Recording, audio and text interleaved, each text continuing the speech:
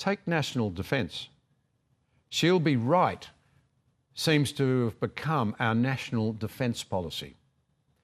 Despite pleas from a unity ticket of our leading defence strategies and our most powerful ally, the United States, we still refuse to lift defence spending to even 3% of GDP. All the while, our government tells us that we are living in the most dangerous times since the Second World War. The contrast between Australia's attitude to defence today and the years leading up to the Great War, when we were just a young nation of around 5 million people, could not be greater. Under legislation introduced by 1909 by Alfred Deakin and passed in 1911 under the Fisher Labor government, compulsory military training for Australian males from age 12 to 26 became part of Australian life.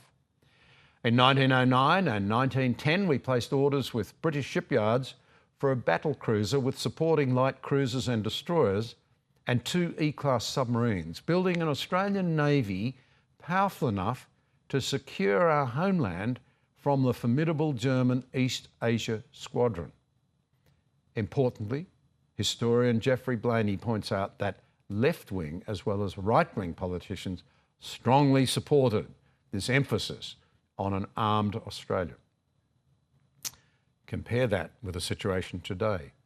Amazingly, as a trading island nation, we have no resources to minesweep our ports to protect our shipping from enemy mines.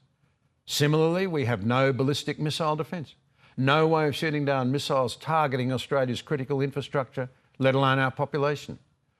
All of these capabilities have been cut from our national budget. Our current onshore fuel reserves in a time of crisis would last only around 3 weeks.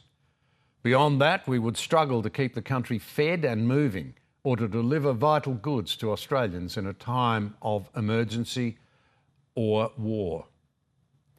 How could we go to America with a straight face asking for military aid, asking Americans to potentially sacrifice their daughters and sons and gold for us, we who barely take our own security seriously?